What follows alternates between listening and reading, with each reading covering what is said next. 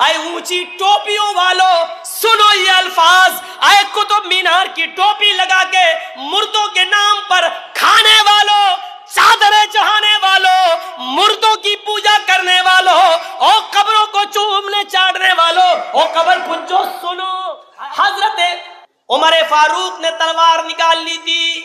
अल्लाह के रसूल सल्लल्लाहु अलैहि वसल्लम का इंतकाल हो गया था, लेकिन उमर फारूक मानने के लिए तैयार नहीं थे कि नबी का इंतकाल हो गया। जैसे आजकल हमारे बहुत से ऊंची टोपी वाले मानने के लिए तैयार नहीं। अगर नबी का इंतकाल मान ले तो पेट के धंधे बंद हो जाएंगे। क्यों? क्योंकि उन्हीं के नाम पे तो मिल रहा है। खड़े होके मिलाद पढ़ लो, नबी आ जाते हैं, अल्लाह के रसूल आ जाते हैं, सवारी आ गई, हम अब खड़े हो गए। भाई खड़े क्यों होते हो? भाई अल्लाह के नबी आ गए, हम इसको मालूम होता है नबी आ गए, इसको मालूम होता है कि नबी आ गए। और इसी वक्त पाकिस्तान में भी कोई पढ़ रहा हो, इसी वक्त ईरान में भी कोई पढ़ रहा हो, इसी वक्त अमेरिका में भी कोई पढ़ रहा हो, तो इससे पूछो कि अल्लाह के रसूल तो अकेले पूरी दुनिया में कैसे जाते होंगे, इसी वक्त कहाँ कहाँ जाएंगे? तो कहते हैं हट बदतमीज।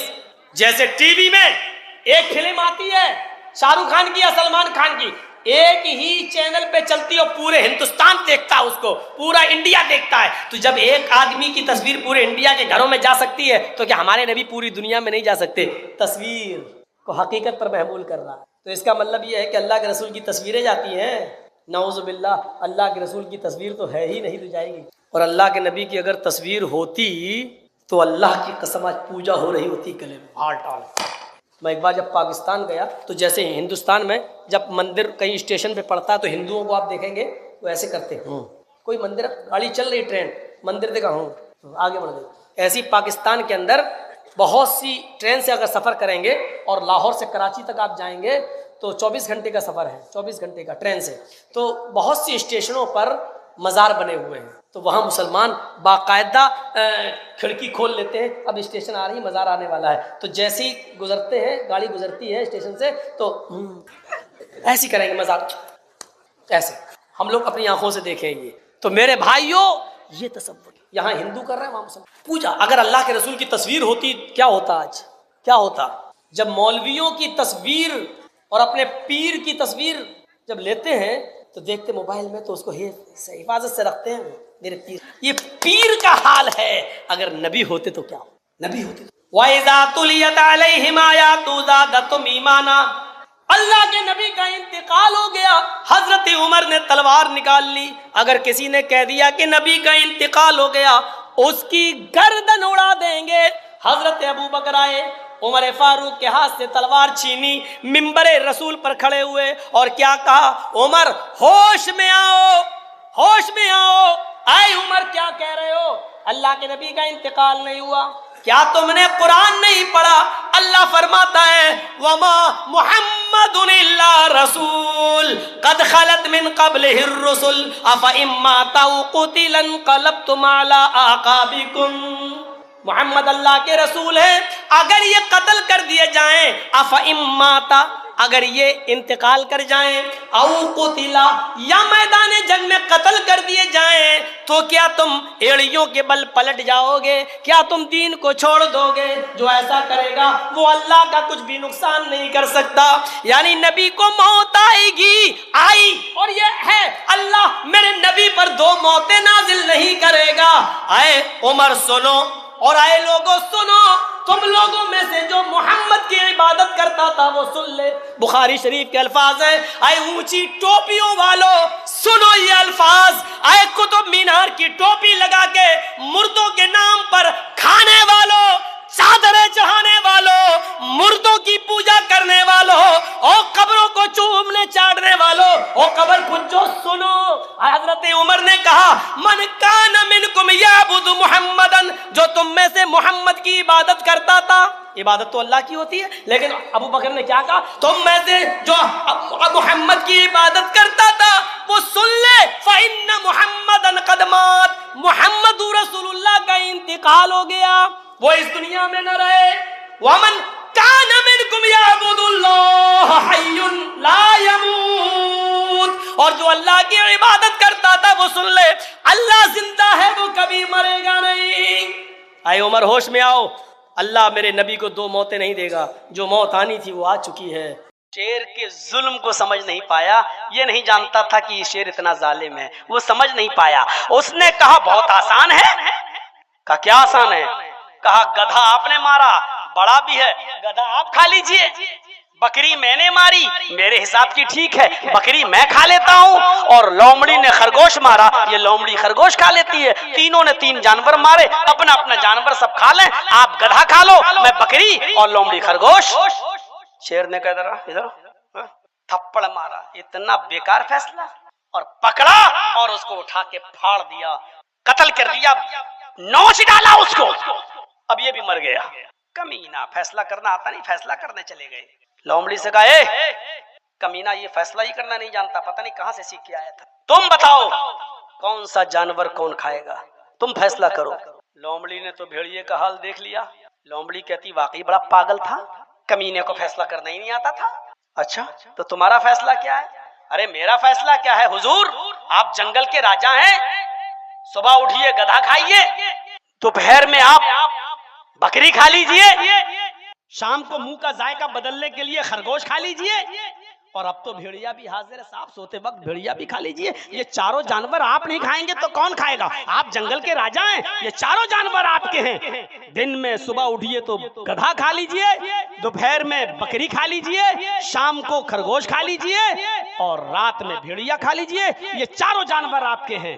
شیر نے مسکراتے ہوئے کہا ادھر آؤ، شاباش، یہ ہے فیصلہ، اتنا اچھا فیصلہ۔ لومڑی نے کہا حضور بھیڑیے سے سیکھا ہے، سمجھدار تھی، یہی سمجھداری کی ضرورت ہے، یہی سمجھداری کی ضرورت ہے۔ میں جانتا ہوں بہت سے لوگوں کے کلیجے مرجھا رہے ہوں گے کہ مولوی جرجیز تو ہمارا پتہ گول کرنے آ رہا ہے۔ میں کسی کا چمچہ گیری کرنے نہیں آیا، نہ کسی کو میں کرنے آیا ہوں، نہ کسی کا وہ، آپ کا معاملہ آپ جانو۔ میرے پیارے ساتھیوں، یہ بیٹھے، یہ ہمارے ساتھ آیا امین، یہ پوچھئے پورنیہ کا ہے، بڑے شوق سے گئے تھے صاحب، کیا کیا سوچ کر، کہاں جب ان کی دکانوں پر بلڈوزر چلے تب ان کو چھٹی کا دودھ یاد آ گیا۔ کوئی نہیں آیا جو چیخ چیخ کر کہہ رہے تھے ہم تمہارے ساتھ، ہم تمہاری لڑائی، آج سب سے پہلے وہی بھاگے۔ کوئی ایک بھی منت اور ضمانت کرنے کے لیے نہیں آیا، کوئی جھوٹی تسلی دینے کے لیے نہیں آیا، مقصد نکل گیا دور۔ میرے بھائیوں، اس وقت لومڑی قرآن چیخ چیخ کے کہہ رہا ہے ادعو الی سبیل ربک بالحکمت والموعظۃ الحسنہ، تمہیں حکمت دانائی سے کام لینے کی ضرورت ہے، دین کے معاملے میں بھی، نیکی کی طرف بلانے میں بھی، برائیوں سے روکنے میں بھی۔ جب دین کے اندر یہ تھا تو دنیا کے اندر بھی کو اچھا سوچنا ہے۔ میرے بھائیوں، آپ انسان ہو نا، ایک مثال دیتا ہوں۔ اللہ کے نبی مکے سے جب مدینہ گئے، اللہ کے نبی جب مکے سے مدینہ گئے تو مدینہ کے لوگ کیا کرتے تھے؟ ہم یعبرون النخل، مسلم شریف کی حدیث کے الفاظ ہیں، وہ کیا کرتے تھے؟ کھجور کی قلم کاری کیا کرتے تھے۔ اور کھجور کی قلم کاری جانتے ہو کیا ہوتی ہے؟ وہ کیا کہتے تھے؟ یہ نر کھجور کا گابا ہے، یہ مادہ کھجور کا گابا ہے، یہ نر ہے، یہ مادہ ہے، اور دونوں کو ایسے زمین میں بوتے تھے، اور یہ بلیف تھا، یہ عقیدہ تھا کہ ایسے زیادہ کھجور پیدا ہوں گی، ایسے زیادہ کھجوریں پیدا ہوں گی۔ تو وہ کھجور میں کیا بناتے تھے؟ یہ نر کھجور کا گابا، یہ مادہ کھجور کا گابا، یہ میل، یہ فیمیل، اور ایسے بوتے تھے۔ تو اللہ کے نبی جب مدینے میں گئے تو اللہ کے رسول نے کہا ماذا تصنعون، یہ تم کیا کرتے ہو؟ یہ نر یہ مادہ۔ کہ اللہ کے رسول ایسے کھجوریں زیادہ پیدا ہو جاتی ہیں، نر مادہ بنا دیتا ہوں تو کھجوریں زیادہ پیدا ہو جاتی ہیں۔ اللہ کے نبی نے فرمایا لو لم تفعلوا لکان خیرا، اگر تم ایسا نہ کرتے تو اچھا ہوتا، اگر ایسا نہ کرتے تو اچھا ہوتا۔ انہوں نے چھوڑ دیا کہ نہیں کریں گے، ٹھیک ہے، فترکوہ، چھوڑ دیا، فنقصت، کھجور کم پیدا ہوئے۔ جب ان لوگوں نے ایسا نہیں کیا تو کم پیدا ہوئے۔ انہوں نے شکایت کی اللہ کے رسول ہم جیسا پہلے بوتے تھے اس سے کھجوریں بہت پیدا ہوتی تھی، آپ نے کہا ایسا نہ کرتے تو اچھا ہوتا، تو ہم نے چھوڑ دیا۔ تو اللہ کے نبی پھر کیا ہوا؟ ہمارے کھجوروں میں نقصان ہو گیا، بہت گھاٹا ہو گیا۔ تو اللہ کے نبی نے فرمایا انما انا بشر، میں بھی تو انسان ہوں۔ کیا کہا؟ میں بھی تو انسان ہوں۔ اذا امرتکم بشیء من امر دینکم، جب میں تمہیں تمہارے دین کی کوئی بات بتاؤں تو لے لیا کرو۔ واذا امرتکم بشیء من امر دنیاکم فانما انا بشر، جب میں تمہیں تمہاری دنیا دنیا کی کوئی بات بتاؤں تو تم لے بھی سکتے ہو چھوڑ بھی سکتے ہو. یعنی اگر میری بات انسان ہونے کی حیثیت سے اگر آپ کو نقصان پہنچا رہی ہے تو تم جیسا پہلے کرتے تھے ویسا کرو. یعنی تم اپنی دنیا کو مجھ سے زیادہ اچھی طرح سمجھتے ہو, اپنے کاروبار کو مجھ سے زیادہ اچھا سمجھتے ہو. بنگال والوں, مولانا جرجیز کی باتوں میں مت آنا. تم اپنا معاملہ ہم سے اچھا سمجھتے ہو, تم اپنے علاقے کے حالات ہم سے اچھا سمجھتے ہو, تم اپنے یہاں کے مزاج کو ہم سے اچھا سمجھتے ہو. تم اپنے مزاج سے کام کرنا. مولوی جرجیز کی باتوں میں کیوں آئے ہو؟ مولوی جرجیز اپنے یوپی نہیں سنبھال پا رہا, تمہارا کیسا؟ تم اپنے علاقے کو دیکھو. میرے بھائیو, یہ حکمت اور دانش مندی کی ضرورت ہے آج ہمیں اور آپ کو سب کو. اور سنیے, کیا بات بتانے کی جب آئی تو بتا دیتا ہوں میرے بھائیو.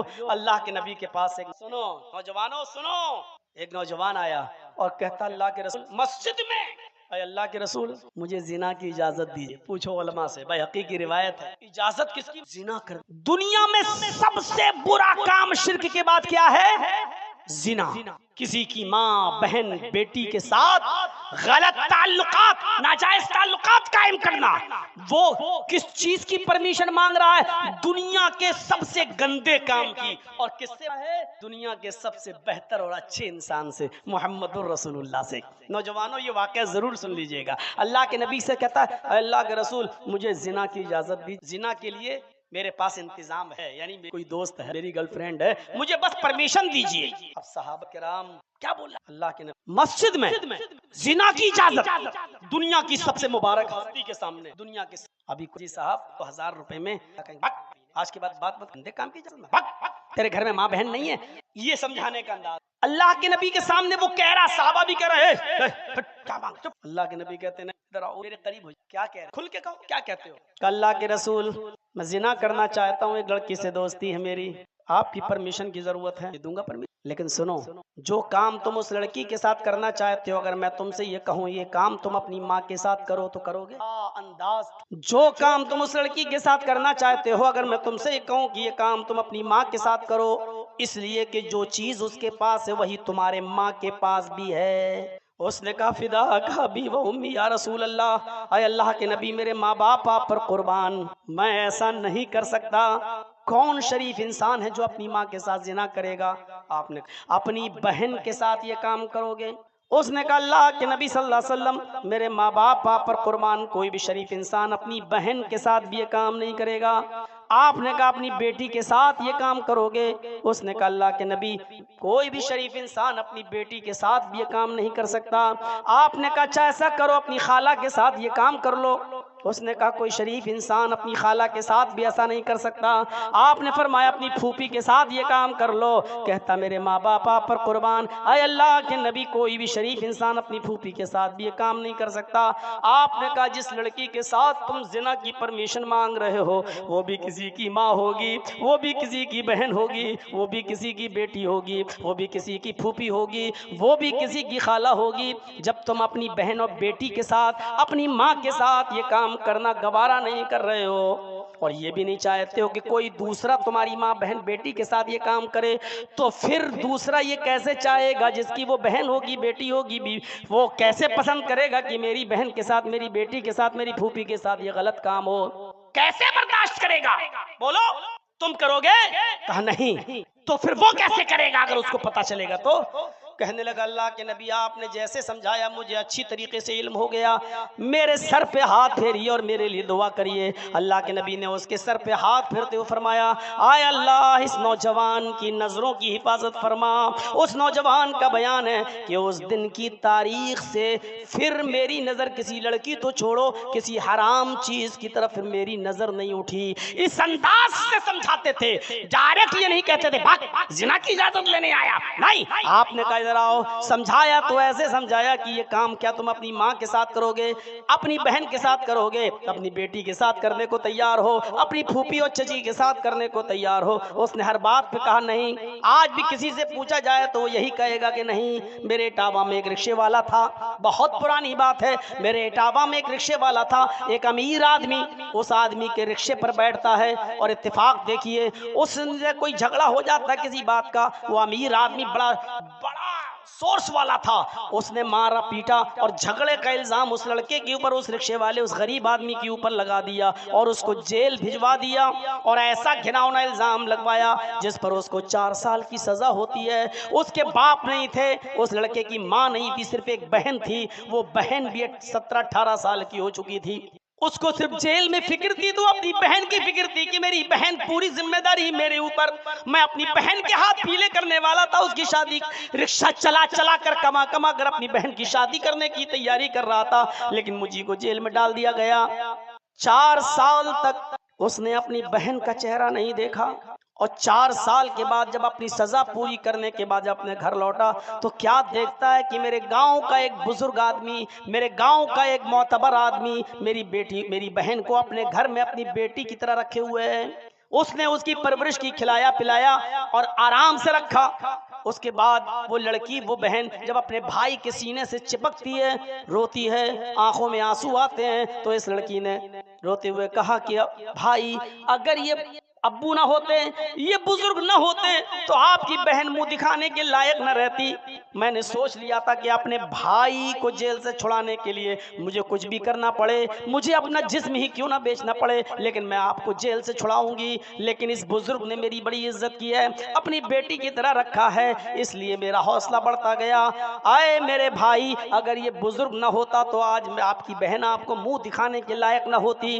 جیسی اس نے یہ کہا، اس رکشے والے بھائی نے اپنی بہن کا منہ پکڑ لیا اور کہا خاموش، چپ خاموش، دنیا میں ایسا کوئی مرد پیدا ہی نہیں ہوا ہے جو میری بہن پر غلط نظر ڈال سکے۔ اس نے مسکراتے ہوئے کہا بھائی اپنی بہن پر اتنا گرو کیسے؟ اس نے کہا بہن پر گرو نہیں، مجھے اپنے آپ پر گرو ہے۔ میری بہن، تیرا بھائی رکشہ چلا چلا کر تیرے جہیز کا انتظام کرتا ہے، تیرا پیٹ پالتا تھا، ایک ہی سپنا تھا کہ میں اپنی بہن کا گھر بسا سکوں۔ میری بہن، تیرے بھائی کے رکشے پر کالج کی لڑکیاں بھی بیٹھتی ہیں، اسکول کی لڑکیاں بھی بیٹھتی ہیں، تیرا بھائی اپنے گمچھے سے سیٹ صاف کرتا ہے اور ان لڑکیوں کو بٹھا کر ان کو کالج تک، ان کے اسکول تک پہنچاتا ہے۔ میری بہن، تیرے بھائی کے رکشے پر اب تک جتنی بھی لڑکیاں بیٹھی ہیں، تیرے بھائی نے ان کو اپنی بہن کی نظر سے دیکھا ہے، تیرے بھائی نے ان کو اپنی بہن کی نظر سے دیکھا ہے۔ جب میں نے کسی کی بہن بیٹی پر غلط نظر نہیں ڈالی، جب میں نے ہر ایک کو اپنی بہن کی نظر سے دیکھا ہے، جب میں نے کسی کی بہن پر غلط نظر نہیں ڈالی، تو ایسا کون ماں کا لال ہے جو میری بہن پر غلط نظر ڈالے؟ فخر کے ساتھ یہاں جتنے بھی بیٹھے ہیں سن لو، جتنے دوسروں کی بہنوں بیٹیوں پر غلط نظریں ڈالتے ہیں اور موبائلوں پر رات بھر لگے رہتے ہیں، سن لو تمہاری بہنوں بیٹیاں بھی محفوظ نہیں ہیں۔ گرو کے ساتھ وہی کہہ سکتا ہے جو دوسروں کی بہن کو اپنی بہن، دوسروں کی بیٹیوں کو اپنی بیٹی سمجھے گا، وہ گرو کے ساتھ کہہ سکتا ہے کہ میری بہن پر کوئی غلط نظر نہیں ڈال سکتا، میری بیٹی پر کوئی غلط نظر نہیں ڈال سکتا۔ اس حمام میں سب ننگے نظر آئے۔ ہے اتنی ہمت، ہے اتنی جرات، ہے اتنی بہادری جو یہ کہہ سکو میرے بھائیوں ہمیں اور آپ کو پہچان اللہ کے رسول رکوا رہے ہیں، بگا نہیں رہے ہیں۔ آپ کہہ رہے ہیں اپنی آخر ہوتا ہے، اپنے آپ کو برائیوں سے بچاؤ، اس حد تک بچاؤ کہ اللہ کے نبی رمضان کے مہینے میں اعتکاف میں بیٹھے ہوئے ہیں۔ اعتکاف سمجھتے ہیں نا؟ اعتکاف میں بیٹھے ہوئے ہیں، 2 بیویاں اللہ کے رسول صلی اللہ علیہ وسلم سے ملاقات کرنے کے لیے آتی ہیں، 2 بیویاں، نبی کی 2 بیویاں ملاقات کرنے آتی ہیں۔ اگر کوئی مرد مسجد میں اعتکاف میں بیٹھا ہے تو اس کی بیٹی ملنے آ سکتی، اس کی بیوی بھی اس سے ملنے آ سکتی ہے، کوئی برائی نہیں ہے۔ اللہ کے نبی اعتکاف میں بیٹھے ہیں، آپ کی 2 بیویاں آپ سے ملنے آئیں، تھوڑی دیر رکیں، گھر کی بات ہوئی اور چلنے لگیں۔ آپ اپنی دونوں بیویوں کو مسجد کے دروازے تک چھوڑنے آئے۔ ان دونوں بیویوں نے سر چھپا رکھا تھا، انہوں نے اپنے ہاتھوں میں ساکس، ہاتھوں میں گلیوز اور پیروں میں ساکس پہن رکھے تھے۔ اللہ کے نبی جب اپنی بیویوں کو مسجد کے دروازے پر چھوڑنے آئے تو 2 انصاری نوجوانوں کو آتے ہوئے دیکھا۔ آپ نے ان دونوں انصاریوں کو بلایا، اے انصاری نوجوانوں ادھر آؤ۔ وہ دونوں نوجوان انصاری جب اللہ کے نبی کے قریب آتے ہیں تو آپ کتنی شاندار انداز میں کہتے ہیں، اے نوجوانوں، اے انصاریوں، یہ دونوں میری بیویاں ہیں، یہ دونوں میری بیویاں ہیں، شک مت کرنا۔ اللہ کے نبی آپ کیسی بات کر، آپ کے اوپر کون شک کر سکتا ہے؟ آپ نے کہا نہیں، یہاں سے گزرنے کے بعد شیطان جو خون کی رگوں میں دوڑتا ہے وہ ہمارے دلوں میں یہ وسوسہ ڈال سکتا ہے، پتہ نہیں محمد کن عورتوں سے بات کر رہا تھا، دیکھو یہ دونوں میری بیویاں ہیں، کوئی پرائی نہیں ہے۔ اس طریقے سے گناہوں سے بچا کرتے تھے کہ آپ کو شک ہے کہ یہ دونوں جانے کے بعد کہیں میرے بارے میں غلط باتیں نہ پھیلائیں، آپ بلا کر کہتے تھے یہ دونوں میری بیویاں ہیں، کوئی اور نہیں۔ شریعت تو یہ کہتی ہے کہ سالی بھی اپنی بہنوئی کی موٹر سائیکل پر نہیں بیٹھ سکتی، اور شریعت تو یہ کہتی ہے کہ کوئی بھابی بھی اپنی دیور کے ساتھ سسرال سے گھر نہیں آ سکتی، میکے سے گھر نہیں آ سکتی سسرال، اور نہ سسرال سے اپنے میکے جا سکتی ہے۔ دیور ہوتا کون ہے؟ یہاں تو بھائی خود حکم دیتا ہے چھوٹے بھائی کو کہ بھابی کو لے آؤ، بھابی کو چھوڑاؤ۔ یہاں بیوی خود کہتی ہے کہ لو چھوٹی بہن کو گھر چھوڑاؤ، چھوٹی بہن کو اسکول چھوڑاؤ۔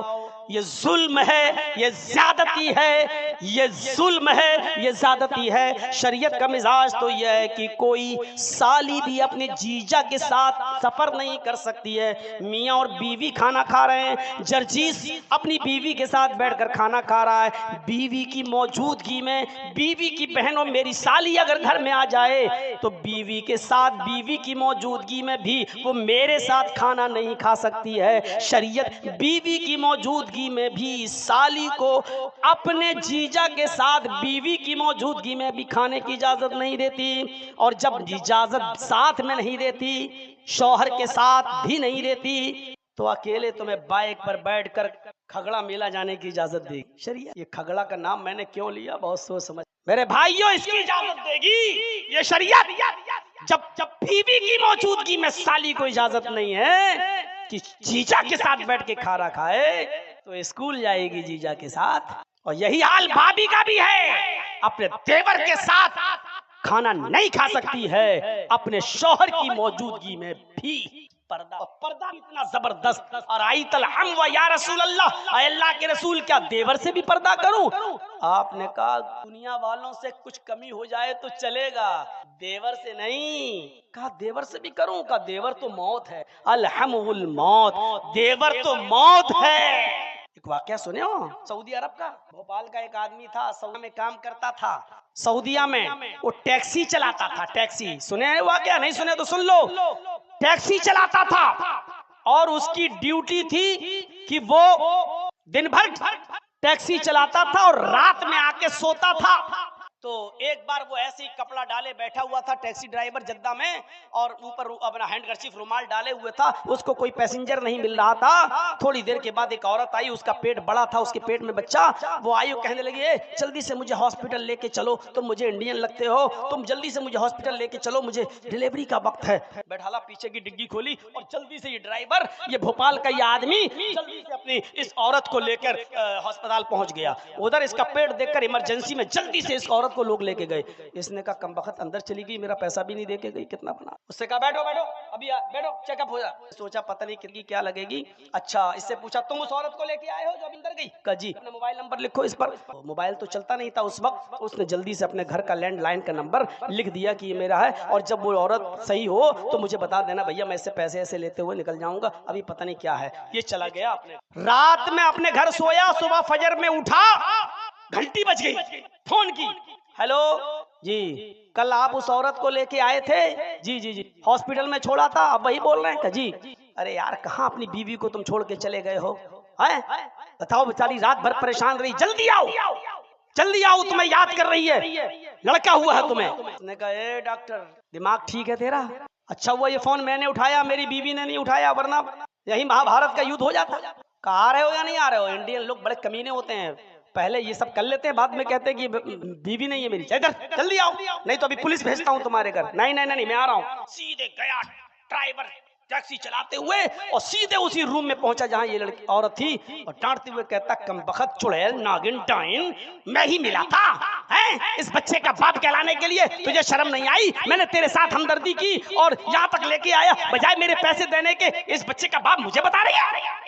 اب رو کے کہتی ارے آپ کو کیا ہو گیا ہے؟ تھوڑی سی لڑائی میں آپ اتنی بڑی سزا دے رہے ہیں؟ ارے ہر میاں بیوی میں لڑائی ہو جاتی ہے، تھوڑی سی سزا کا آپ اتنا بڑا مجھے گلے پڑ گئی اس کے۔ اس نے کہا ڈاکٹر صاحب یہ میری بیوی نہیں ہے۔ بہت یہ دانائی ہونی چاہیے، عقل مندی ہونی، یعنی کی کو دین کی دعوت بھی جب دیں گے تو اس میں بھی بہت ہی عقل مندی کے ساتھ، فتنہ نہ ہو، فساد نہ ہو، لڑائی نہ ہو، جھگڑا نہ ہو، گالی گلوج نہ ہو اور وہ باتیں فائدے مند ہو تو بیان کیا جائے. اور کوئی شخص آپ کی باتیں لاکھ اس کے سامنے آپ رکھیں لیکن وہ ماننے والا نہیں, تو آپ اس کے سامنے بات کر کے کیا کریں؟ اللہ رب العالمین نے ایسے لوگوں کے بارے میں کہا ان الذین کفروا سواء علیہم اانذرتہم ام لم تنذرہم لا یؤمنون. محمد صلی اللہ علیہ وسلم آپ انہیں سمجھائیں یا نہ سمجھائیں, آپ جن کو سمجھا رہے ہیں آپ ان کو سمجھائیں یا نہ سمجھائیں, ان کافروں کو, سواء علیہم برابر ہے. یعنی آپ ان کو بھاشڑ دو, لاکھ لمبی لمبی تقریریں ان کے سامنے رکھو, پورا پورا دن ان کو سمجھاؤ, آپ کا سمجھانا اور نہ سمجھانا, آپ کا ڈرانا اور نہ ڈرانا برابر ہے. لا یؤمنون, وہ ایمان نہیں لائیں گے. کیوں نہیں لائیں گے؟ ختم اللہ علی قلوبہم, اللہ نے ان کے دلوں پر مہر لگا دی ہے. جب کسی کے دل پر مہر لگ جائے تو وہ کوئی بات نہیں سن سکتا. آپ لاکھ سنائیے وہ کہے گا ٹھیک ہے بس بابا آپ نے کہہ دیا, پنچایت کر لیجئے, اس کو بٹھال دیجئے, 4 آدمی اس کو سمجھائیں گے ایسا نہیں کرو, ٹھیک ہے, وہ کہے گا پنچایت میں پنچوں کا فیصلہ سر آنکھوں پر لیکن میرا پرنا. جب دین کی دعوت میں حکمت ہے, جب دین کی دعوت میں بہت ہوشیاری سے بات کرنے کی ضرورت ہے, تو پھر دنیاوی معاملے میں ہمیں اور آپ کو کتنا ہوشیار رہنے کی ضرورت. یہ وقت کا تقاضا ہے, سمجھنے کی کوشش کریے. اسلام کی بنیاد کتنوں پر ہے؟ کسی کو بھی کھڑا کر کے پوچھو, تھوڑا بہت جانکار ہوگا وہ بتائے گا. اسلام کی بنیاد کتنی چیزوں پر ہے؟ 5. بنی الاسلام علی 5 شہادت ان لا الہ الا اللہ وان محمد الرسول اللہ واقام الصلاۃ وایتاء الزکاۃ والحج وصوم رمضان. یہ 5 چیزیں اسلام کی بنیاد. کلمہ طیبہ کی گواہی دینا, شہادت دینا اللہ کے علاوہ کوئی معبود نہیں اور محمد صلی اللہ علیہ وسلم اللہ کے رسول ہیں, ایک چیز. اقام الصلاۃ, دوسری چیز نماز قائم کرنا, تیسری چیز وایتاء الزکاۃ, زکات دینا, چوتھی چیز صوم رمضان, رمضان کے روزے رکھنا, اور 5ویں چیز والحج, اور حج کرنا. ان 5 چیزوں پر اسلام کی بنیاد ٹکی ہوئی ہے, پورا اسلام اسی کے اوپر کھڑا ہے. اب دیکھیے, سب کو معلوم ہے کہ اسلام کی بنیاد 5 چیزوں پر ہے.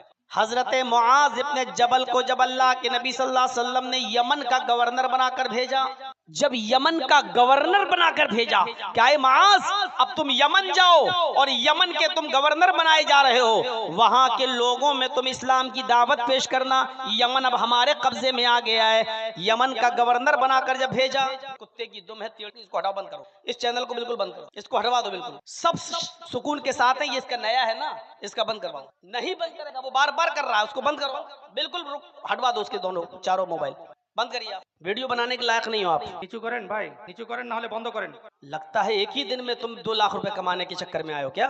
تو جب یمن کا گورنر بنا کر بھیجا اور یمن پر جب فتح ہو گئی تو اللہ کے نبی نے کہا اے معاذ یمن کے لوگوں کو تم اسلام کی دعوت دینا تو سب سے پہلے ان کو کلمے کی دعوت دینا.